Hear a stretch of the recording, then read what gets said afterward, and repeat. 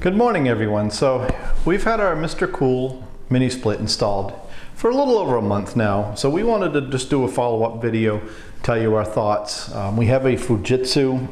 I don't remember the model number. I'll try to find it, leave it down in the description down below, as well as the model number of the Mr. Cool. I'll leave down below.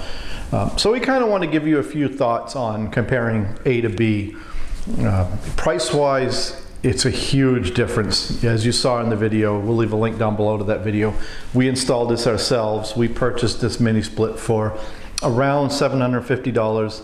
The wall mount was about another $60-ish, and the line set cover was like another $60. So for somewhere around, say $1,000 with some electrical parts and everything, we have a 12,000 BTU mini split installed.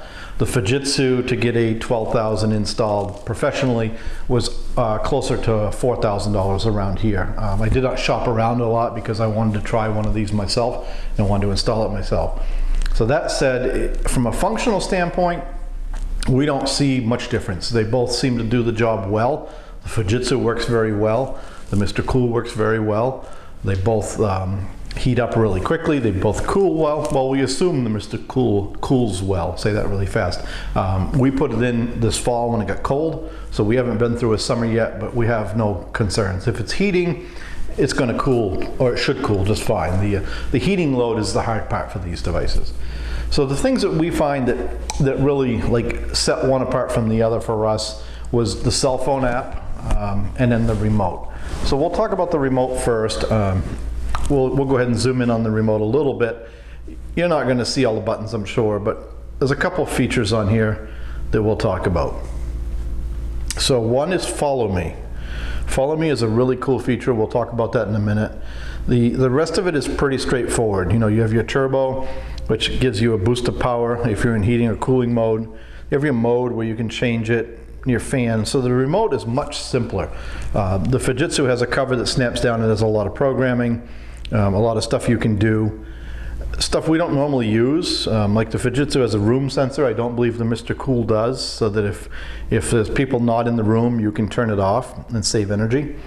So it's a little more simplified. So, you know, if you're looking for some of those features, you want to shop around. Okay, the Follow Me mode is the one we really want to talk about. So one of the shortcomings that I find with my Fujitsu, and to be fair, I haven't called Fujitsu, I haven't called my installer and say, hey, can I combat this somehow?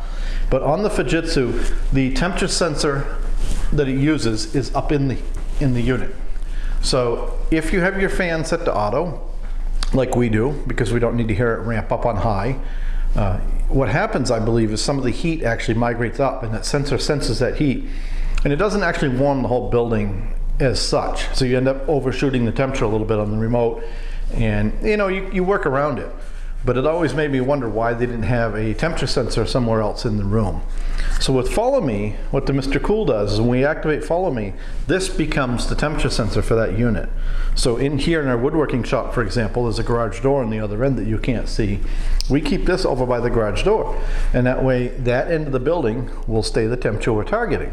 So that's a really neat feature for those of you that have an interesting building where maybe it's a cathedral ceiling or high ceilings. Like our house, the ceilings are 13.5 feet tall, so the heat rises. It would be nice to have this in there where we could put this like out in the kitchen, for example, or wherever we find that it's the coolest, and this would run that. So that's probably the most unique feature we find on the remote and the system itself that we really like. The other one is that, you know, because there's several ways to control these, when you're using like the Fujitsu for an example, you use the remote, it'll show you the temperature on the remote. But then if you go use your cell phone to set it, the remote doesn't actually change. So on here, you'll notice that it gives us a target temperature on the machine, which you'll see says 63. I think you may be able to see that in the video. And then on the remote, you'll see, if we had to play with the remote, it's showing us a 62 in here. But the remote is set for 61 because I use my cell phone. So that's the other thing that I like about this one, is that we can see what's going on up here. We can see the target temperature. If it goes into defrost, it'll say DF. If we set it to freeze protection, which we'll talk about in a minute, you'll see FP up there. So that's probably the biggest thing for me, is the cell phone app. So we'll see if we can get the cell phone to work here, and we'll show you the app. So we'll try this on camera. I need to get some screen capture software, but So this is the Mr. Cool app opening up, and it's going to connect through the internet now. And if you've got multiple devices, they all show up here. So this is our one device called Woodshop, and you can quickly turn it off and on there, or you can adjust the temperature here. Like we can turn the temperature up to 69, for example. You heard it beep, and you just trust us on that it's set, because I know you're zoomed in on this. But you can adjust the temperature. You can even do what's called freeze protection over here, or turbo. But probably one of the neatest things I find about this app, as well as the system itself, is it reminds me to clean the filters once a month. So it'll actually send me an email. It'll alert me on the phone when I open the app about 3 times. And then if I disregard that, it'll send me an email and tell me I need to clean those filters. But you'll just see how the app works. It's easy to use, it's intuitive. Like I say, there's your main screen. We could actually shut it off there. Very, very handy. We like the app. Now, to be fair, we can show you the Fujitsu app as well. It's pretty straightforward as well when you can get it to work. I found that the FGL Air app is temperamental, and it usually works well when I'm home and not so much when I'm on the road. But once it comes up, you click on the air conditioner you want to control, or the heat pump, and you turn it up and down. So the apps are both pretty comparable. I would say that the Mr. Cool app was easier to set up and seems less troublesome. Now, to be fair, I believe that Fujitsu is putting some effort into their app. The last update it did, it seems a little bit more stable.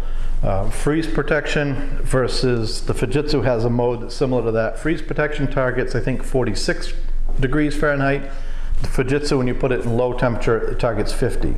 This only goes down to 61 or 62 degrees in normal heating mode without freeze protection. Out here in the wood shop, we'll leave it on freeze protection when we're not out here. But in general, we find that power consumption seems quite similar. It's hard to really judge unless you put the Fujitsu right here under this one, and you ran one for a day, ran the other one for a day. But we've had some pretty cold temperatures, not real cold for us, but we had one day that was in the teens and 14, 15 degrees Fahrenheit. The Mr. Cool kept it 70 degrees in here, no problem. We left it on 70 on purpose just to see how it worked. So again, if we had to do it again, no regrets so far. We'll keep you posted. We'll do like a 1-year review, because that will give us a whole summer of air conditioning as well. So for our money, we're really happy with the Mr. Cool. We may install another one in the auto shop next summer. So thanks for watching. Don't forget to like and subscribe.